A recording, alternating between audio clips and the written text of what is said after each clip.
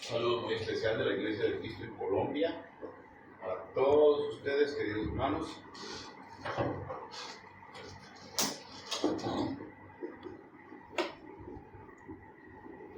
Vamos a orar.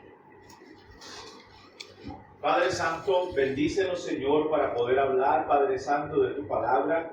Danos, Señor, un corazón, Padre Santo, y un oído para escuchar, Señor, a tu voz, a tu palabra, Señor, a tu ley santa.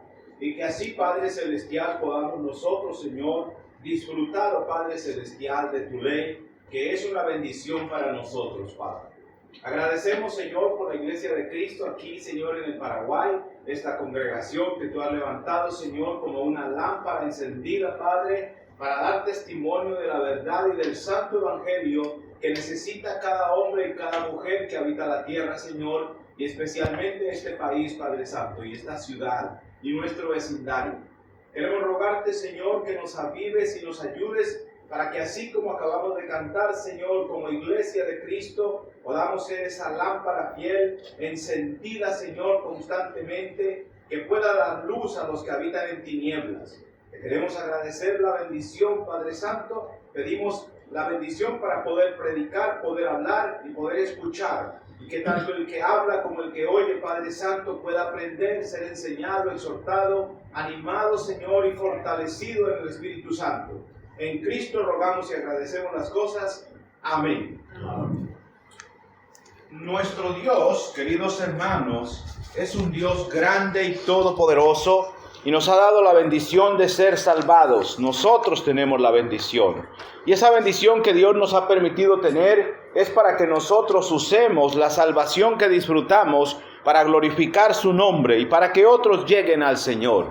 En alguna manera, tiene que haber en nosotros una preocupación, en primer lugar, por nuestra propia salvación, pero también debe de haber una preocupación por los demás. En el libro de Nehemías, capítulo 1, nos encontramos a Nehemías en unas dificultades. El pueblo de Israel ha sido cautivo en Babilonia ya por varios años y hay problemas en el pueblo de Israel, por supuesto a causa de la desobediencia. Nuestros pueblos hoy tienen muchos problemas y el problema sigue siendo igual, valga la redundancia, el pecado sigue siendo el problema. Nuestras naciones sufren, nuestra gente se pierde eternamente, se condena por no obedecer a Cristo y el problema siempre ha sido y será nuestra rebeldía contra Dios como fue la de estos hombres en aquella época. Pero en todos estos contextos y en todo momento, nuestro Dios ha tenido hombres como Nehemías. Y esos hombres y mujeres como Nehemías hoy somos nosotros, la iglesia del Señor. En Nehemías capítulo 1 dice el versículo 1 en adelante: palabras de Nehemías, hijo de Acalías, aconteció en el mes de Kisluet, en el año 20, estando yo en Susa, capital del reino, que vino Hanani, uno de mis hermanos, con algunos varones de Judá, y les pregunté por los judíos que habían escapado y que habían quedado de la cautividad y por Jerusalén. Y me dijeron: el remanente, los que quedaron de la cautividad allí en la provincia, están en gran mal y afrenta, y el muro de la Jerusalén derribado y sus puertas quemadas a fuego. Cuando oí estas palabras me senté y lloré e hice duelo por algunos días y ayuné y oré delante del Dios de los cielos y dije: te ruego, oh Jehová, Dios de los cielos, fuerte, grande y temible, que guarda el pacto y la misericordia a los que le aman y guarda sus mandamientos. Esté atento ahora tu oído y abiertos tus ojos para oír la oración de tu siervo, que hago ahora delante de ti día y noche, por los hijos de Israel tus siervos, y confieso los pecados de los hijos de Israel que hemos cometido contra ti. Sí, yo y la casa de mi padre hemos pecado. En extremo nos hemos corrompido contra ti y no hemos guardado los mandamientos, estatutos y preceptos que diste a Moisés tu siervo. Uno puede aprender mucho aquí de Nehemías. El corazón de Nehemías está siendo revelado aquí. ¿Qué hay en el corazón de Nehemías? En el corazón de Nehemías está una preocupación que a veces pocas personas tienen por los demás. Este hombre está aquí en la capital del reino, tiene un buen trabajo, pudiéramos decir. El hombre, pudiéramos decir que está cómodo, pero su corazón no lo está. Su mente no lo está, su corazón está en Jerusalén, su corazón está con su pueblo, porque él es un israelita y él está pensando en su gente. Y llega alguien a quien preguntar, una oportunidad para saber cómo están aquellas personas, cómo está la familia, cómo están los hermanos, cómo está Israel. Las noticias fueron malas. Hay problemas, todo está mal allá, todo está arruinado, el templo, la ciudad, todo está caído, todo eso está quemado. No sé, como cuando ocurre una tragedia a veces en nuestras naciones y todos los demás nos dolemos, hacemos duelo nacional y a veces hasta días hay para recordar ciertas cosas que han sido tristes en nuestros pueblos. Algo así. Pero algo peor ocurre con la tragedia del pecado. Y uno pudiera preguntarse como Nehemías, ¿cómo está nuestra nación? ¿Cómo está la gente con la que nos hemos criado? La gente con la que vivimos en nuestra ciudad. ¿Cómo están las personas que nos están gobernando? ¿Cómo están nuestros príncipes, podríamos decir, o los que están en eminencia? ¿Cómo está nuestra familia? Y la respuesta es que está mal. Están muertos espiritualmente. Y cuando uno puede, gracias al Evangelio de Dios, tener la percepción y los oídos abiertos, los ojos abiertos y los oídos también ante las cosas espirituales, uno puede darse cuenta del mal tan grande en el que está nuestro pueblo, nuestra gente, nuestra sociedad.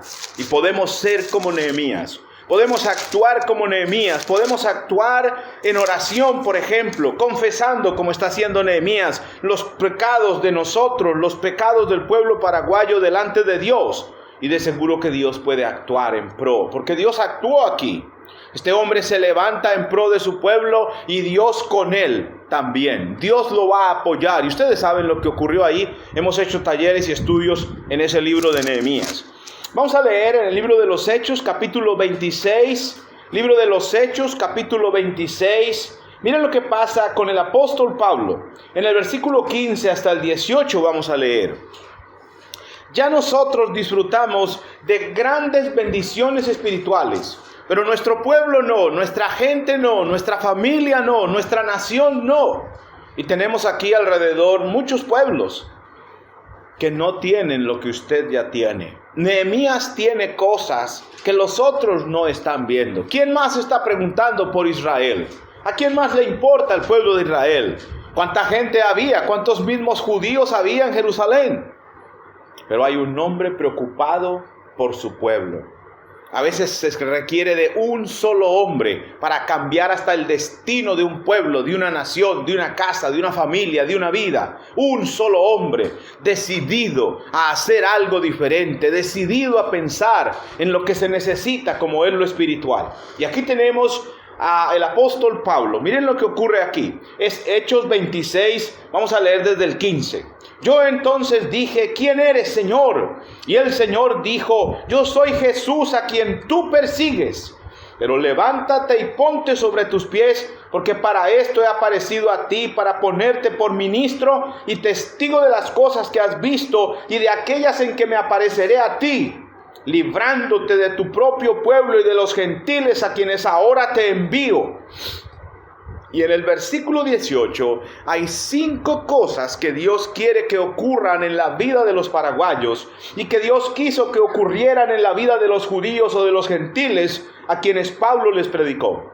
Versículo 18.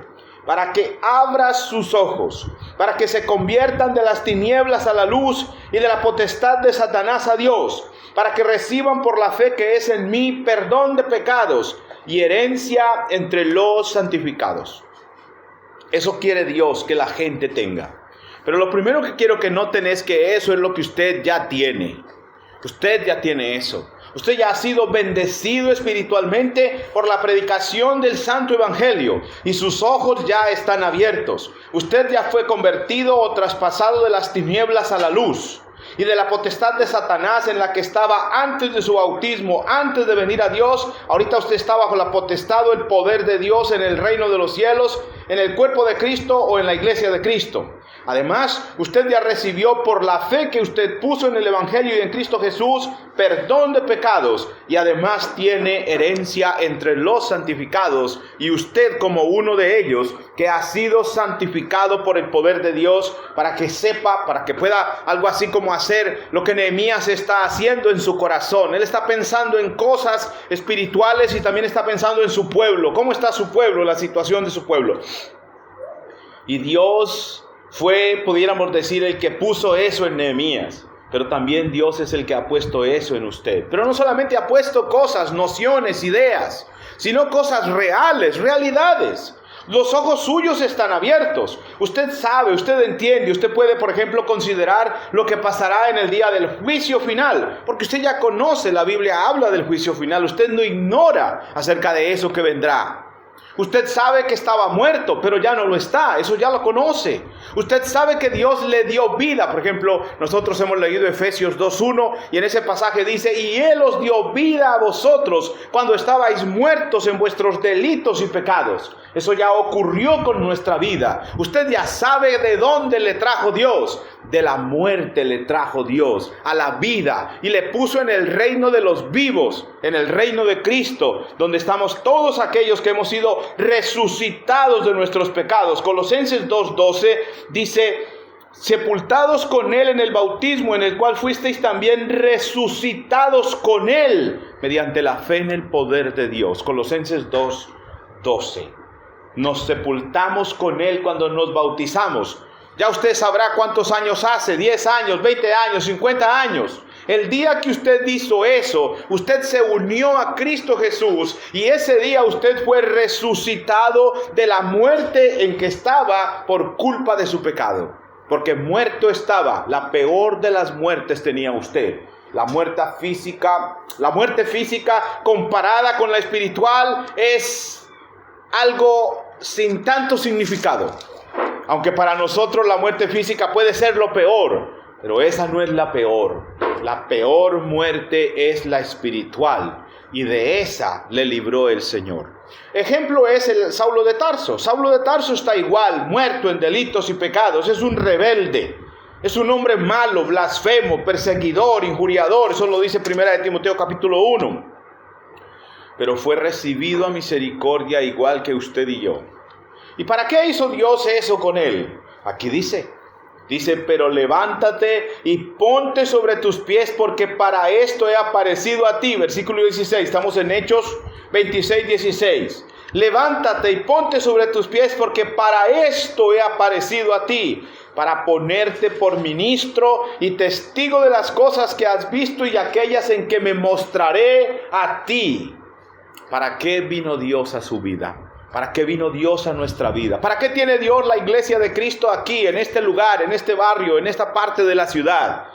Para eso, para que usted sea un embajador del cielo, de Dios en este mundo. Para que usted se preocupe no solamente por la salvación suya y se dedique y se consagre para que logre en Cristo la salvación que ya tiene, sino también para que usted comparta con otros, para que sea como Nehemías, para que tenga un corazón que piense en los demás paraguayos, en los demás hombres. Incluso las iglesias de Cristo debemos ser iglesias misioneras en nuestros países y aún a nivel internacional, porque Dios dijo: vayan a todas las naciones y prediquen el evangelio. Y ustedes tienen naciones cerca de acá. A pocas horas hay naciones aquí donde se puede y deberíamos estar pensando en eso juntos, porque ellos también necesitan la salvación. Y Dios, por supuesto, ya dijo: vayan a hacer eso, vayan a predicar, vayan a llevar el evangelio. Y pudiéramos preguntarnos,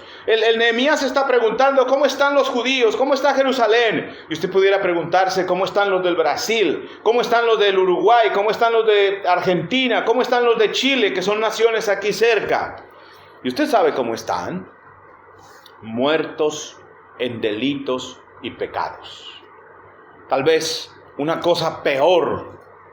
¿Se acuerdan de la visión de Ezequiel cuando él ve el valle de los huesos secos? Y la pregunta de Dios es: ¿vivirán estos huesos? Ezequiel dice: pues usted sabe, yo no sé. Dios sabe.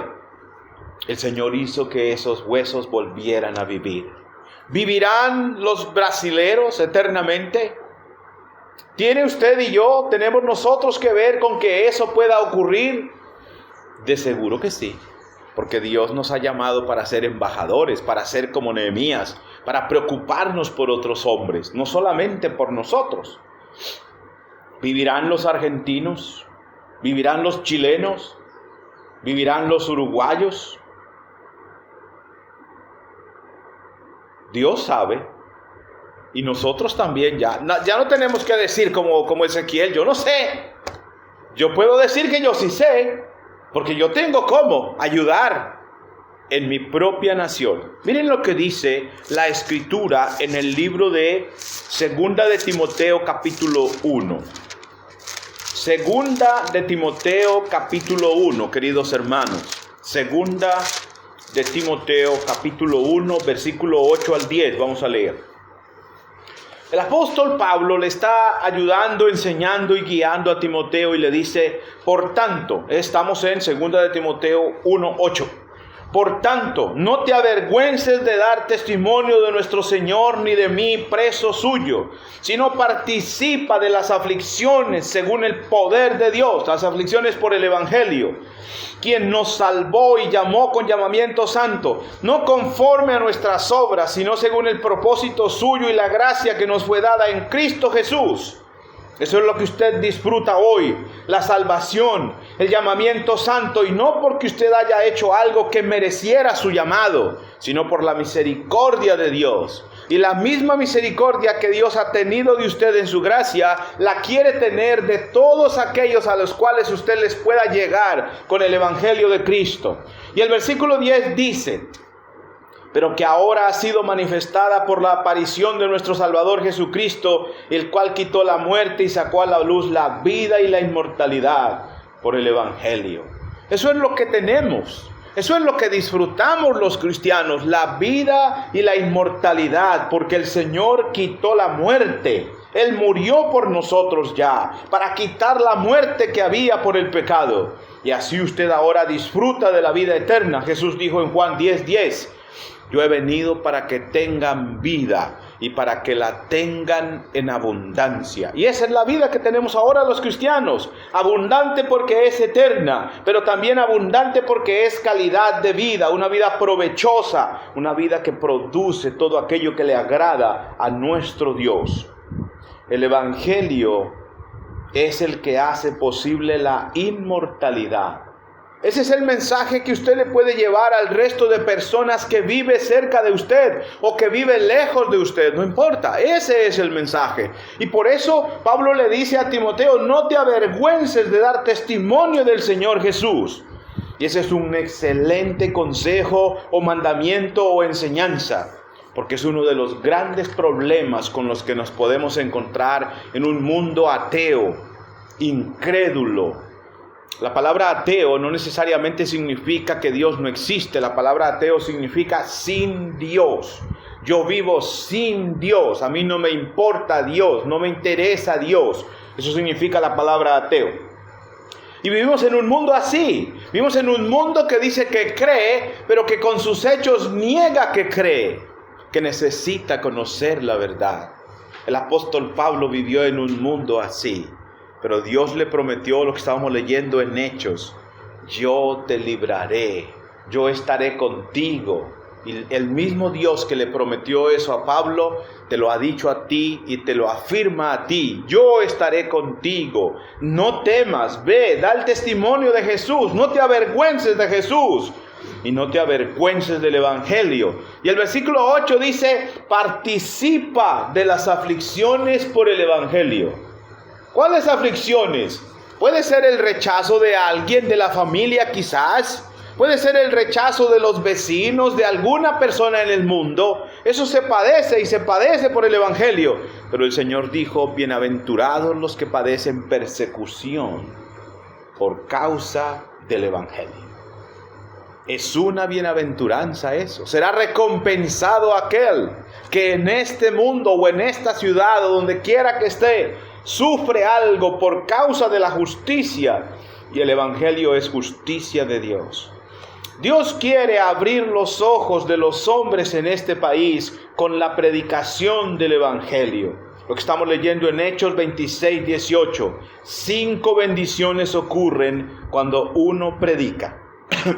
Y eso nos debe motivar a predicar. Eso está en Hechos 26, 18. Lo puede leer, si quiere lo puede marcar, subrayar. 5 bendiciones que necesita mi familia, que necesita todo aquel que está conmigo o lejos de mí. Abrir los ojos, ser trasladado de las tinieblas a la luz, ser librado de la potestad de las tinieblas, recibir perdón de pecados y herencia entre los santificados. ¿Qué haría usted? ¿Qué pensaríamos si, por ejemplo, en la pandemia esta que acabamos de pasar, alguien hubiese tenido la vacuna, pero no hubiese revelado la vacuna, sino, no sé, tal vez 10 años después o 4 años después? ¿No diríamos que merece la pena de muerte? Pudiéramos decir. ¿No diríamos que merece ser castigada tal persona? De seguro que todos le condenaríamos, porque sabía, pero no habló. ¿Qué dirá nuestro Dios si nosotros, teniendo el Evangelio, lo guardamos para nosotros mismos y no lo comunicamos? ¿Qué dirá nuestro Dios si no pensamos en el resto del pueblo, aún para hacer lo que Nehemías está haciendo, preguntando y orando, confesando los pecados de Israel y sus propios pecados? Nosotros podemos orar y podemos confesar los pecados de todos los paraguayos delante de Dios, y pedir misericordia, y pedir que Dios nos dé fuerzas para ir a hacer algo, o pedir que Dios envíe a alguien que nos ayude a hacer algo, porque nuestra nación está muerta en delitos y pecados y camina hacia la condenación. Pero usted y yo tenemos la solución. En el libro de Génesis, en el capítulo 4, nos encontramos nosotros la escena de Caín y Abel. Caín y Abel. Y cuando nuestro Dios está hablando con Caín y le pregunta por su hermano, le dice Caín: ¿acaso soy yo guarda de mi hermano? Génesis 4:9. Y le dijo Jehová a Caín: ¿dónde está tu hermano Abel? Y él respondió: no sé. ¿Soy yo acaso guarda de mi hermano? ¿No debería Caín haber guardado a su hermano? No se guardan los hermanos, no se protegen los hermanos. Eso es natural. Caín está actuando como un hombre sin naturaleza, sin afecto natural. Está siendo como un animal. El Caín, como el diablo mismo, está actuando. La Biblia dice en los libros del Nuevo Testamento, que Caín era del diablo y por eso hizo eso. ¿De quién somos nosotros? De Dios. Ya no somos del diablo. Dios ya nos libró de la potestad de Satanás y nos trajo al reino de su amado Hijo. Y ahora lo que tenemos en Cristo Jesús es la bendición de ser hijos de Dios. Somos de Dios. ¿Somos nosotros guarda de nuestros hermanos? ¿Somos nosotros personas que tienen que pensar por el resto de nuestro pueblo, de los paraguayos, de los que viven aquí en la ciudad capital, o de los que viven en otros lugares del país e incluso de otras naciones? ¿Somos nosotros personas que debemos importarnos con lo que pasa con ellos, o debemos ser como Caín? Más bien debemos ser como el Señor. El Señor en el libro de Mateo, capítulo 9, versículo 35, dice que Él recorría las ciudades y aldeas predicando y enseñando el evangelio del reino. Y dice que Él tuvo compasión de las personas porque estaban dispersas como ovejas que no tienen pastor. ¿No es esa la condición del pueblo paraguayo? ¿Dónde está? ¿Dónde van los paraguayos? Bueno, están engañados en el catolicismo o en el sectarismo, o están en la brujería o en la santería o en la religión de los ancestros, de los más viejos, de todo eso. Bueno, todo lo que Satanás ha traído al mundo, todo ese tipo de engaño. ¿Nos debería importar eso? El cómo están y para dónde van. Porque ¿para dónde van? por el camino ancho que lleva a la condenación. Y nosotros, gracias a Dios, hemos tenido el privilegio de ser llamados al Evangelio. ¿Podemos nosotros, que somos simples hombres, cambiar algo, hacer algo para que eso cambie? Nehemías pudo. Y pudiéramos decir, no fue ni siquiera Nehemías, fue Dios a través de Nehemías.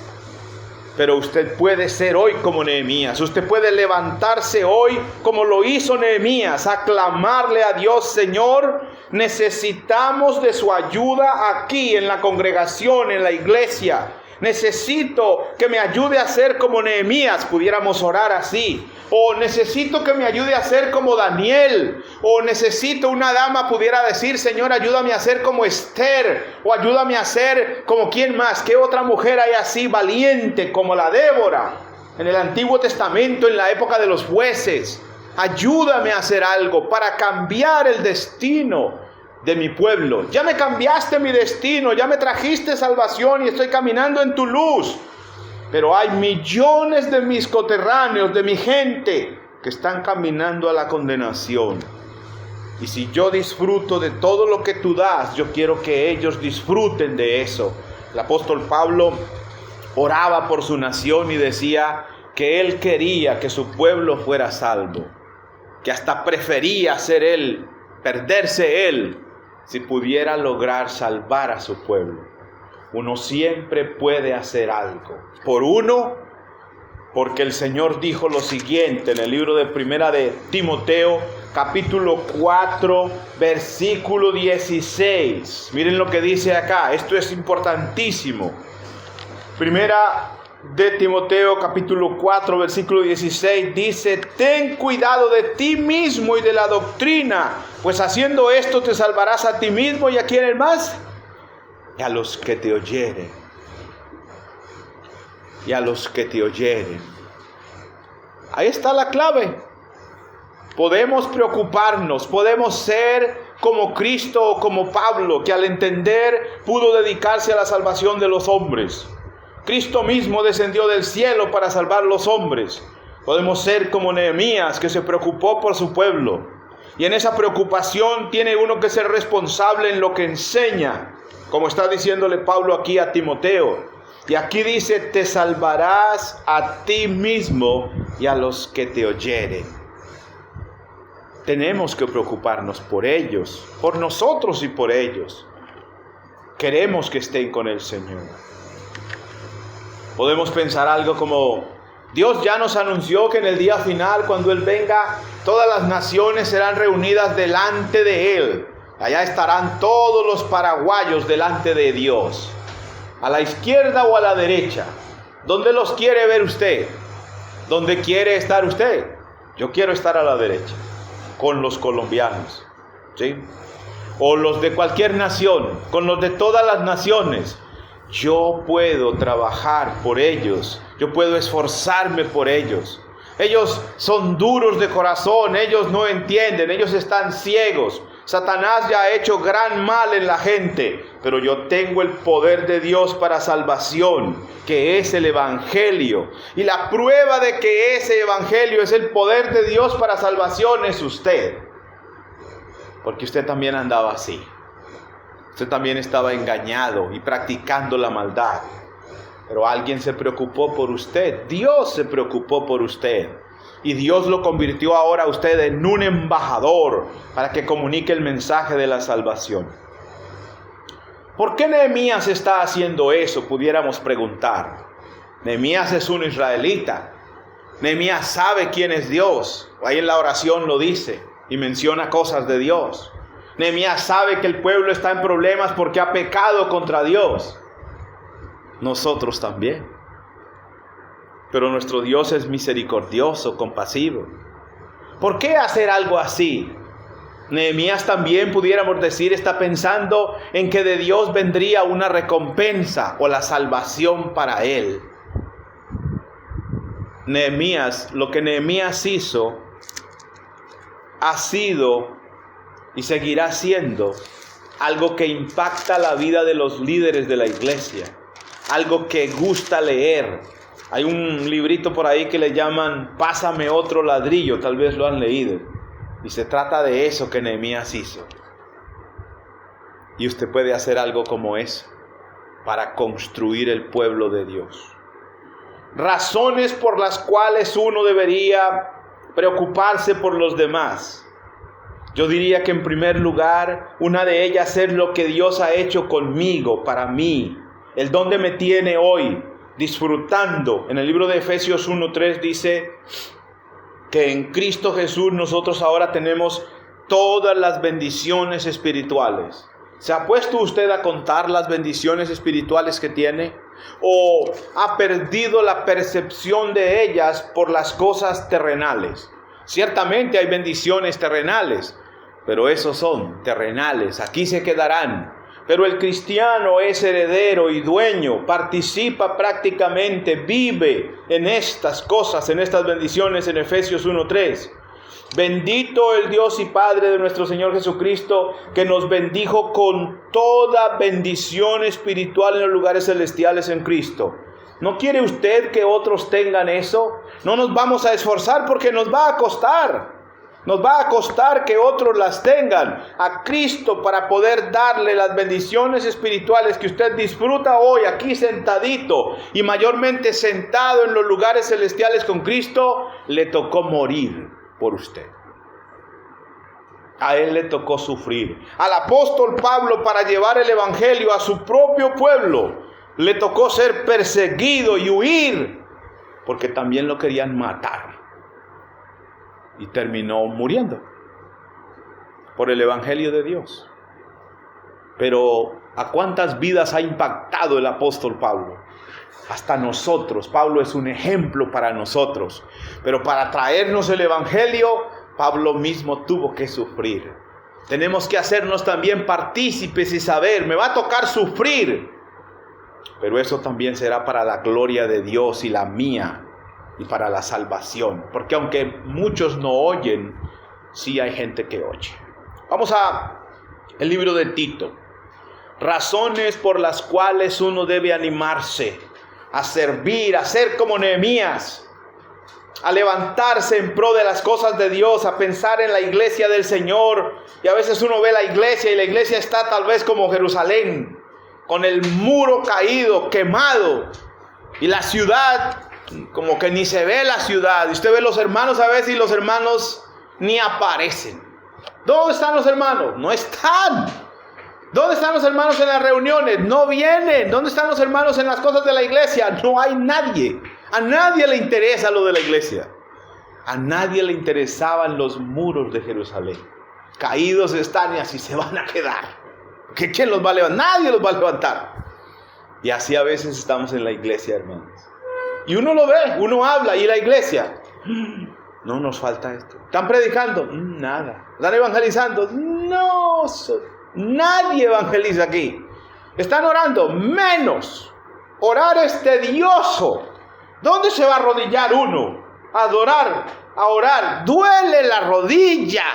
Está muy caliente el piso porque aquí sube a 45 la temperatura. ¿Cierto? Nadie se va a arrodillar. Vamos a hacer como ¿quiénes? ¿Como Nehemías o como los enemigos del pueblo de Dios que no querían que los muros fueran reconstruidos? Les voy a dar aquí en Tito, queridos hermanos amados, y es razones de Dios, razones para que usted sea como Nehemías, un valiente, un guerrero, y se disponga a servir en la iglesia también, y no sea como aquel de Mateo 25 que escondió su talento y no hizo nada. Y cuando el Señor vino, lo echó afuera, a las tinieblas de donde le había sacado, pero pues él no quiso vivir en el reino de los cielos. Tito capítulo 2, versículo 11 al 14 vamos a leer. Yo creo que ahí vamos a terminar. No serán 3 horas. No serán. 2 horas 59 minutos. No, tranquilos, apenas van 31. Vamos a Tito, por favor. Tito capítulo 2, versículo 11. Versículo 11 al 14. Vamos a leer, queridos hermanos. Dice la Escritura así: porque la gracia de Dios se ha manifestado para salvación a todos los hombres, enseñándonos que, renunciando a la impiedad y a los deseos mundanos, vivamos en este siglo sobria, justa y piadosamente, aguardando la esperanza bienaventurada y la manifestación gloriosa de nuestro gran Dios y Salvador Jesucristo, quien se dio a sí mismo por nosotros para redimirnos de toda iniquidad y purificar para sí un pueblo propio, celoso de buenas obras. Noten esa parte final del 14, pero vamos a comenzar con el 11. ¿Por qué ser cristianos fieles, dedicados? ¿Por qué nos deben importar los demás? ¿Por qué debemos vivir para Dios ahora? Porque la gracia de Dios se ha manifestado para salvación a todos los hombres. Y usted sin la gracia de Dios no puede ser salvo, hermano. Ni yo tampoco. Usted no se puede salvar a sí mismo. Usted no puede hacer, no pudo antes de ser cristiano y no puede hacer ahora siendo cristiano algo por lo cual Dios le diga: mira, te mereces la salvación, te la voy a dar porque es un pago. Nunca será posible. Solamente Cristo pudo hacer posible su salvación. ¿Y por qué? En el libro de Romanos capítulo 5, no pierdan a Tito, pero miren lo que pasa en el libro de Romanos capítulo 5. ¿Por qué se debe valorar tanto lo que el Señor ha hecho por usted y por mí? Romanos capítulo 5, versículo 6. Vamos a leer algunos versículos ahí, pero no pierdan a Tito. Miren lo que somos. Miren por qué la gracia de Dios nos debe motivar a ser cristianos fieles, hermanos. Y no meramente volvernos cristianos de banca, domingueros tal vez, o cristianos que no hacemos nada en el reino de los cielos. Miren el versículo 6, Romanos 5, 6. Porque Cristo, cuando aún éramos débiles, a su tiempo murió por los impíos. Dos palabras ahí en ese versículo hay: débiles e impíos. El ser humano es débil, no puede salvarse a sí mismo, no tiene cómo, no le alcanza la fuerza, no tiene poder. Y por supuesto es impío, ha pecado contra Dios. Y nosotros hemos hecho eso. Usted sin Cristo queda débil y queda convertido en un impío, porque sin Cristo usted no tendría la sangre con la cual ha sido lavado, con la cual se le ve mejor, con la cual se le puede llamar santo. Pero sin esa sangre usted no se puede llamar santo. Tendrían que llamarme impío, sucio, puerco, cochino, sin la sangre de Cristo. Dos palabras en ese versículo 6, débiles e impíos. En el versículo 8, mas Dios muestra su amor para con nosotros en que siendo aún pecadores, así somos, así hemos sido nosotros. Aún ahora que somos cristianos, somos nosotros sin pecado. No practicamos el pecado, los cristianos no practicamos el pecado, pero somos sin pecado. ¿Y con cuántos pecados se pierde uno? ¿Necesita 1000 o 3000 para perderse? Con uno solo. Usted disfruta de la gracia de Dios en la cual tiene perdón de pecados por el sacrificio de Jesús. No es porque usted sea muy grande, no es porque yo sea muy importante, no es porque yo sea fulano de tal. Aquí en la iglesia no hay ningún fulano de tal. Aquí todos fuimos impíos y pecadores y débiles y todos necesitamos la gracia de Dios. Aquí todos somos gente necesitada de la gracia de Dios. Y miren la otra palabra, porque son 4. El versículo 10. Porque si siendo enemigos, Cristo nos reconcilió, Dios nos reconcilió con Dios por medio de su Hijo, mucho más estando reconciliados seremos salvos de la ira. La gracia de Dios debe motivarte a ser un cristiano fiel, porque con la gracia de Dios se arregla este problema. Ya no eres débil porque estás en Cristo y Cristo es fuerte para salvarte. Eras un pecador, pero ya no más porque Cristo te limpió. Eras un impío, pero el Señor te santificó. Eras un enemigo de Dios. ¿Si notan esa palabra? Eso éramos usted y yo antes de venir al Señor. Usted y yo, hermanos y hermanas. Así éramos considerados por Dios. Y así está el mundo. Débil, no puede salvarse. Pecador, impío y enemigo de Dios. Esas son las 4 palabras que hablan de por qué la gracia de Dios es tan importante. En Tito, volvamos a Tito, porque la gracia de Dios se ha manifestado para salvación a ti. Entonces, cuando pones en contexto esas 4 palabras, esa situación terrible de nuestra vida, y luego miras la gracia de Dios, ¿qué debería uno hacer? Ser agradecido y comprometido con el Señor. La gracia de Dios, ¿qué es? La gracia de Dios es el mayor favor de Dios para quienes merecen el castigo eterno. Cuando Dios nos abrió los ojos, ¿de qué nos dimos cuenta? De que yo merezco la condenación. ¿Sí o no? Y usted también, porque usted ha pecado contra Dios. ¿Quién cambió eso? El que murió por nosotros en la cruz. La gracia de Dios te hace hoy que tengas la salvación, pero mereces la condenación. Hagámoslo, metamos todos, merecemos, ¿sí?, la condenación. La gracia de Dios es Dios haciendo por ti lo que tú no puedes hacer por ti mismo. Tú no puedes, yo no puedo. No tengo fuerza para eso. La gracia de Dios es el único medio de salvación de todo pecado, ahora y para siempre.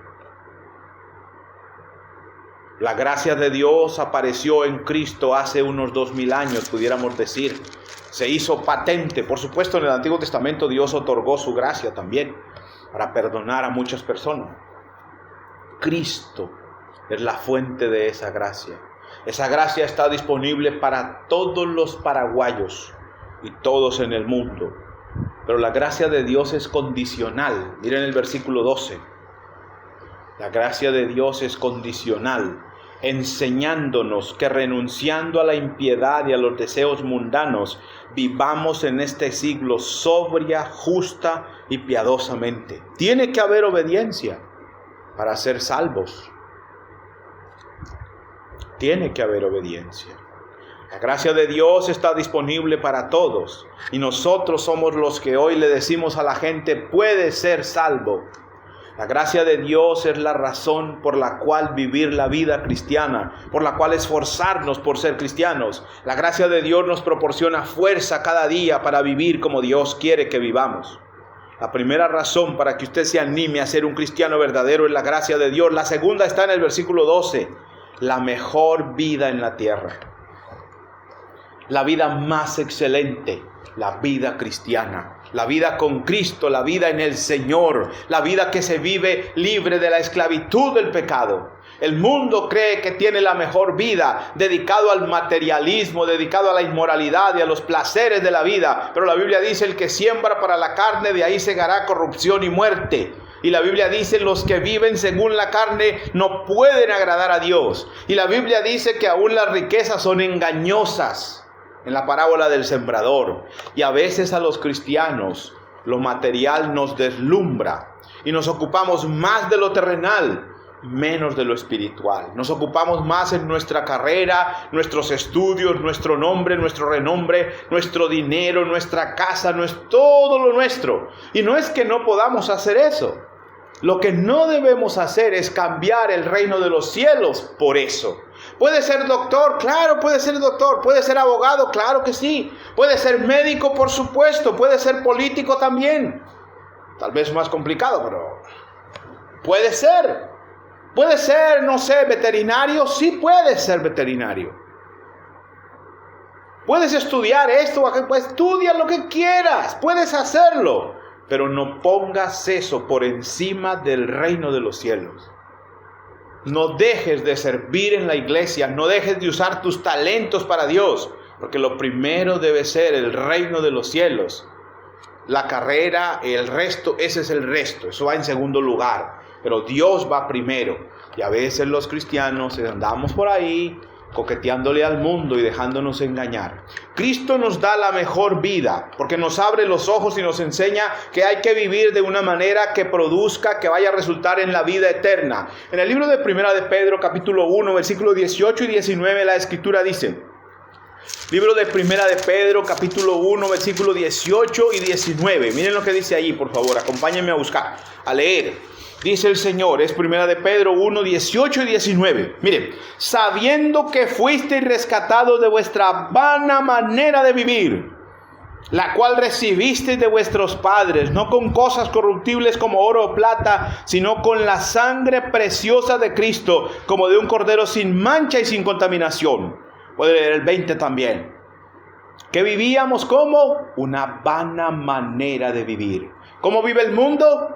En una vana manera de vivir. ¿Por qué? Porque no resultará en la salvación del mundo. Porque el Señor dijo, ¿de qué le aprovecha al hombre si gana todo el mundo y pierde su alma? Por eso lo que usted tiene que procurar ganar no es el mundo, es la salvación, es el estar con Cristo. Y por supuesto, mientras viva en el mundo, pues hay cosas en el mundo que hacemos, pero esa no es la prioridad, porque eso es vano.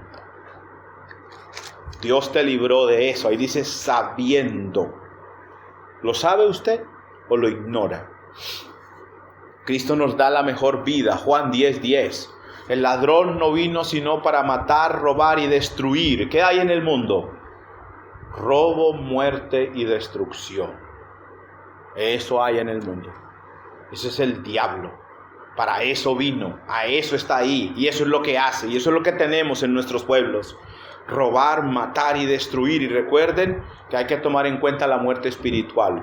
Yo he venido para que tengan vida y para que la tengan en abundancia. Cristo te resucitó de los muertos. Tienes vida en abundancia porque es eterna y vida en abundancia porque es calidad de vida. ¿Cómo es? Vive sobria, justa y piadosamente. Versículo 12, miren el 12, Tito 1:12. Enseñándonos que renunciando. ¿Quién tiene que renunciar? Yo, tú, nosotros tenemos que renunciar. ¿A qué? A los deseos mundanos. No es que no están los deseos mundanos ahí, no es que no están las tentaciones ahí, es que a mí me toca decidir renunciar a ellas. Yo tengo que decidir. ¿Por qué? Porque causan la muerte espiritual, la muerte eterna. Enseñándonos que vivamos mientras estamos aquí viviendo en este mundo, los años que Dios nos dé. 3 palabras. Sobria, justa y piadosamente. Sobriamente, para conmigo mismo. El cristianismo no es la vida de locura, no es el te lavaron el cerebro, el Eliezer te lavó el cerebro a ti ya. Eso no es el cristianismo. El cristianismo es de la razón. El cristianismo es una cosa que uno entiende. ¿Por qué me reúno? ¿Por qué me aparto del mal? ¿Por qué adoro así? ¿Por qué sigo el Nuevo Testamento? ¿Por qué soy discípulo de Cristo? Eso tiene respuestas bíblicas, coherentes, verdaderas. El cristianismo no es para locos, el cristianismo es para gente cuerda. Aquí dice sobriamente. Así vivimos nosotros los cristianos. Sobriamente, con entendimiento, para conmigo mismo. ¿Por qué soy esto? ¿Por qué soy un predicador? ¿Por qué uso mis talentos para servir a Dios? Porque para eso fui creado, para servir a Dios. Sobriamente para conmigo y para con Dios. Soy consciente de quién es Dios y sé por qué le sirvo. Que no le pase como a Salomón. Salomón entendió que el todo de la vida de los hombres era ¿qué?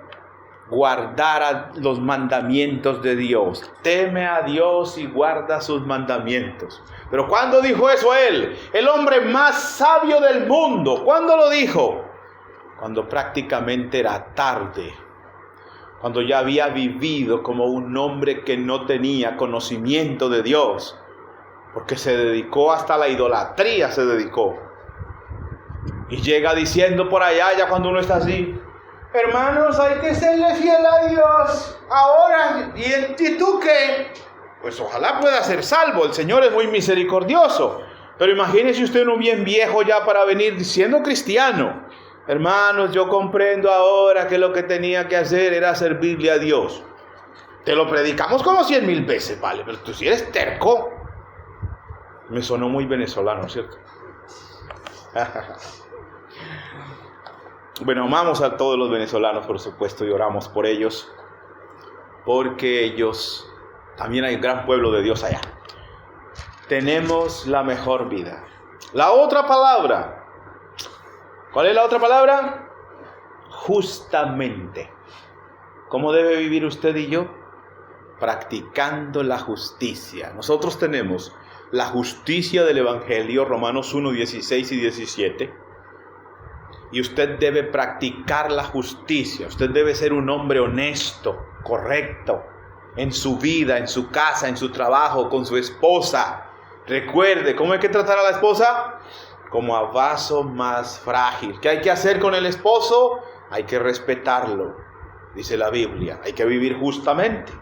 ¿Cómo hay que hacer con los hijos? Criarlos en disciplina y amonestación del Señor. ¿Cómo hay que hacer con los padres? Hay que obedecer, porque eso es justo. Efesios 6 dice eso. Hay que vivir justamente. ¿Cómo debo ser? ¿Patrón o empleado? Debo ser justo. De eso habla Efesios y Colosenses. Puede leer eso por ahí. Debo ser un hombre justo en mi vida. Debo practicar la justicia. Y la tercera palabra es piadosamente. ¿Qué es piadosamente? Romanos 12:1. Lean conmigo Romanos 12:1. Eso es piadosamente. Consagrado, dedicado al Señor. Eso es piadosamente, hermanitos. ¿Y se acuerdan qué sigue después del versículo 1 en Romanos 12? Adelante, ¿qué dice? Habla de los talentos, habla de los dones que Dios te dio.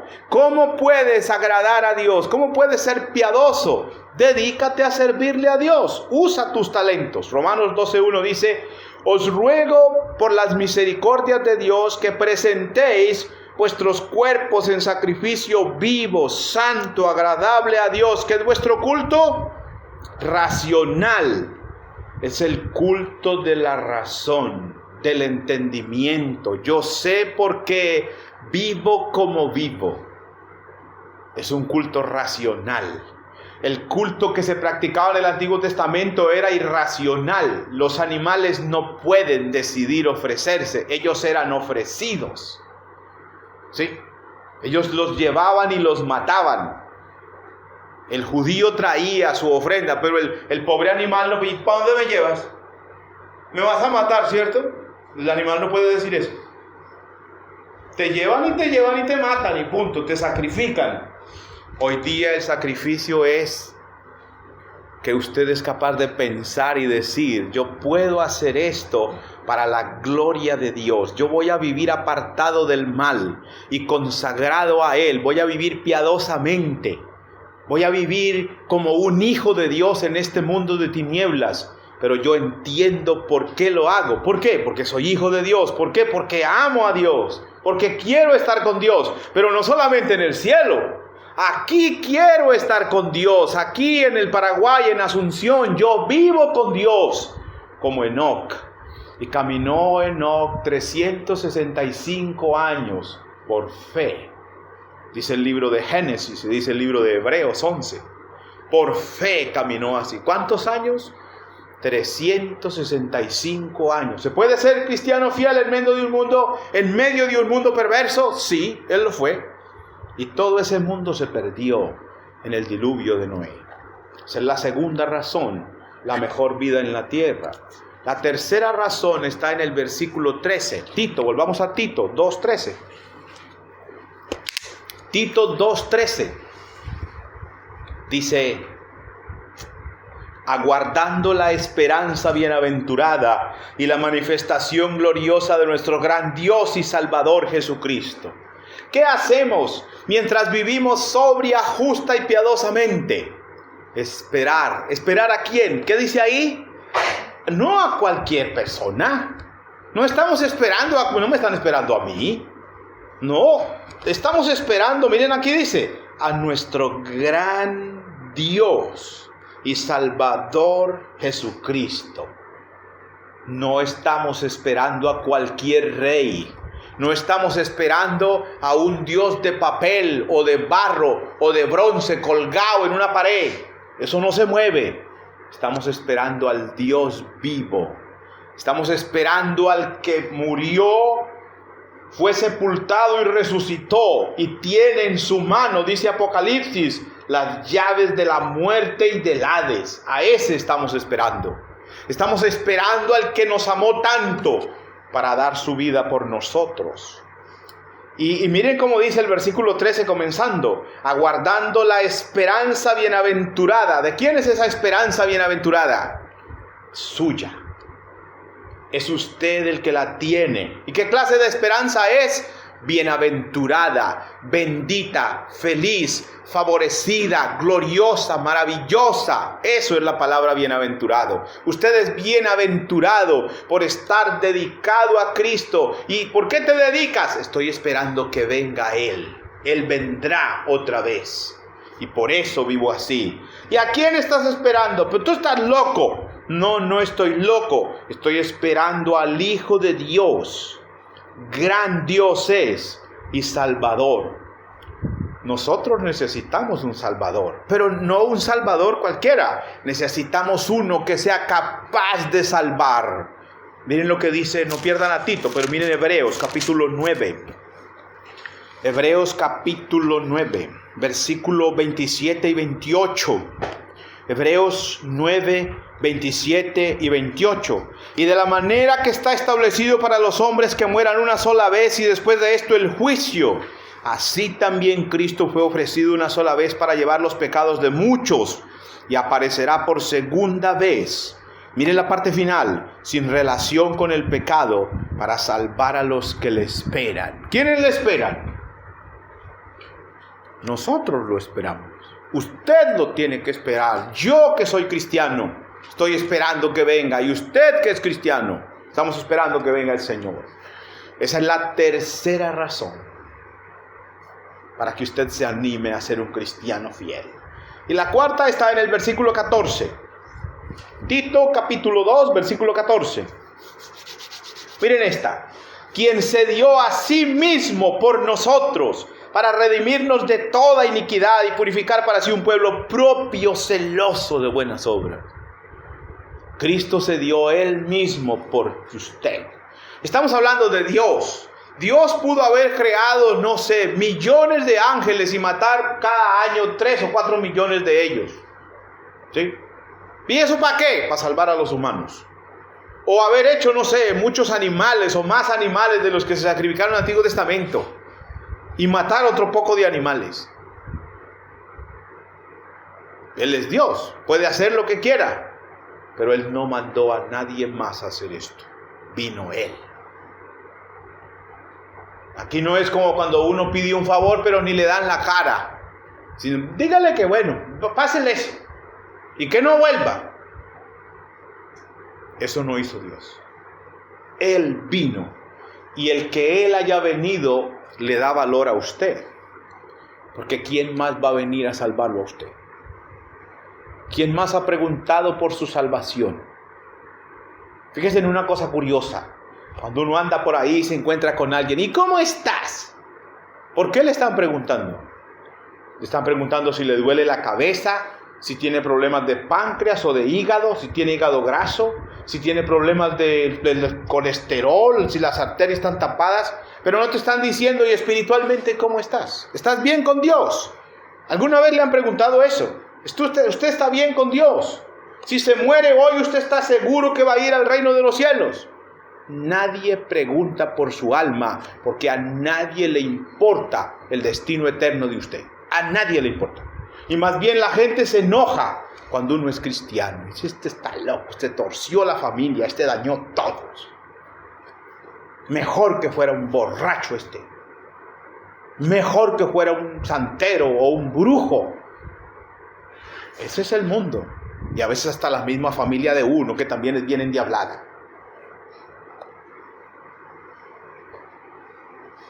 El único que vino a morir por usted es Él.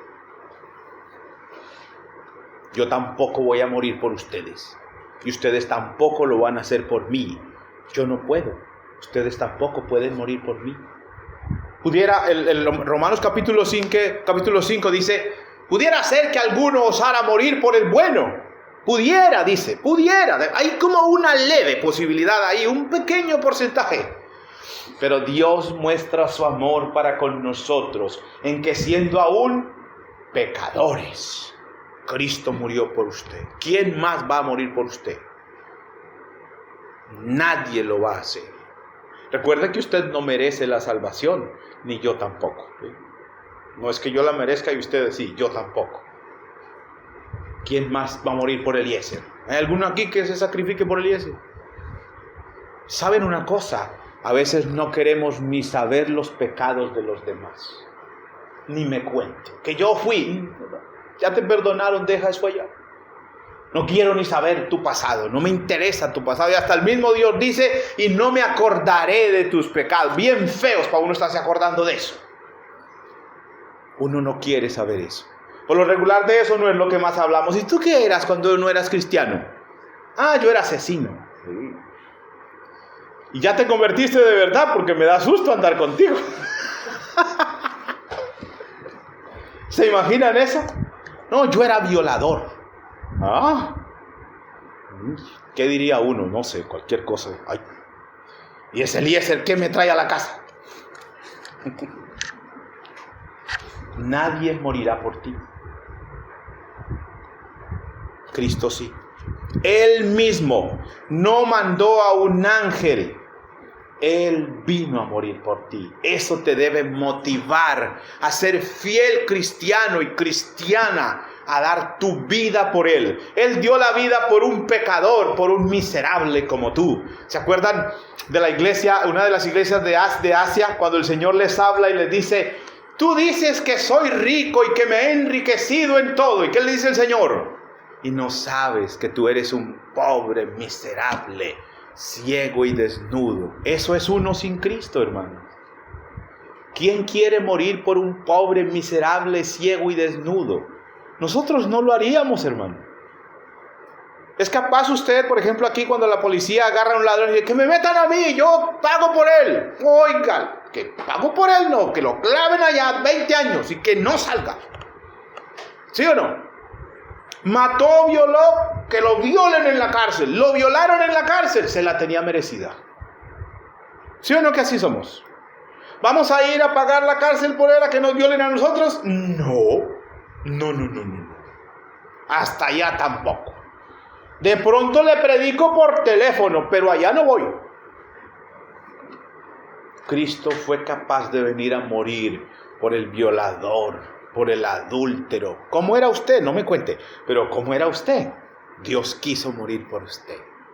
Aquí dice, quien se dio a sí mismo. ¿No les parece interesante que haga énfasis en esa palabra? A sí mismo. Quien se dio a sí mismo por nosotros, y se incluye el Pablo, porque Pablo fue bien malo, para redimirnos de toda iniquidad. Usted está viviendo una vida ahora maravillosa en Cristo. ¿Por qué? Porque Él le amó tanto para dar su vida por usted, hermano amado. Ahí está la cuarta razón, ¿cierto? La muerte del Señor por usted y por mí. Y la quinta está en el mismo 14. La primera termina cuando dice para redimirnos de toda iniquidad. Y la otra es y purificar para sí un pueblo propio. Un pueblo propio. Dios quiso que usted sea un ciudadano del cielo. ¿Se acuerdan de Primera de Pedro 2:9?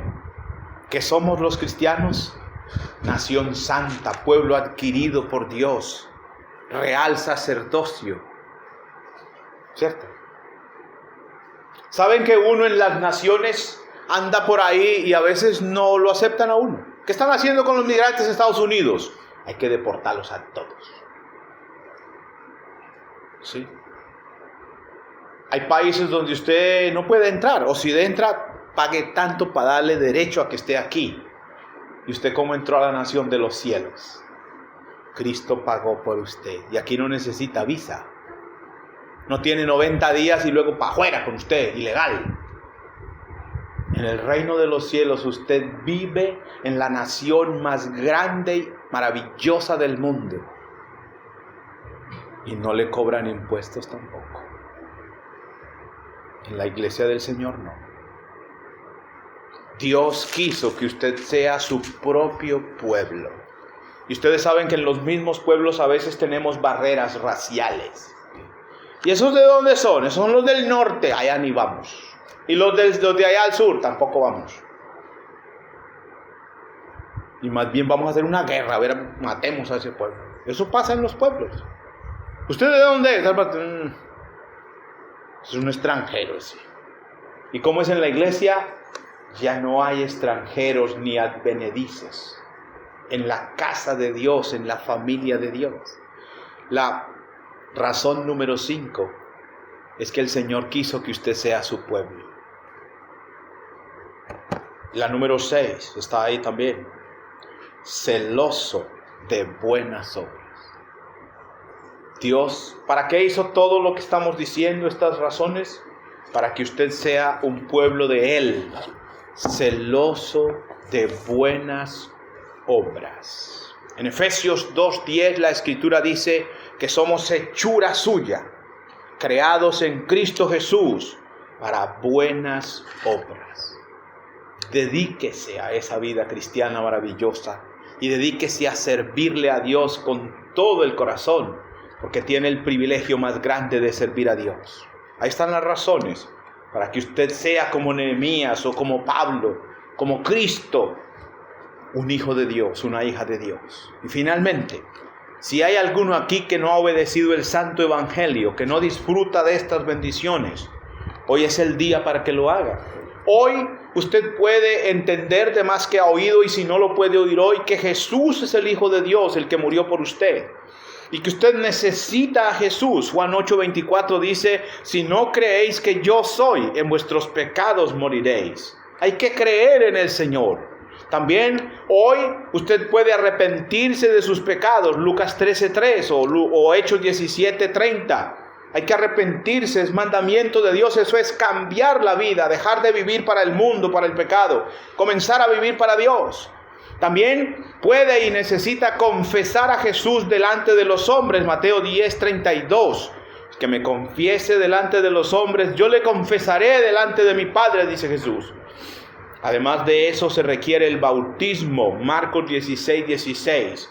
Para ser perdonado de los pecados, para ser resucitado allí. Ese bautismo es para perdón de pecados, Hechos 2:38, para ser añadido a la iglesia del Señor, Hechos 2:47, y para ser inscrito en el libro de la vida, Hebreos 12:23. Y después del bautismo, ¿qué? Viva sobria, justa y piadosamente. Agrade a Dios. Hermanos queridos, que el Señor me los bendiga, me los guarde. Gracias por la atención. Amén.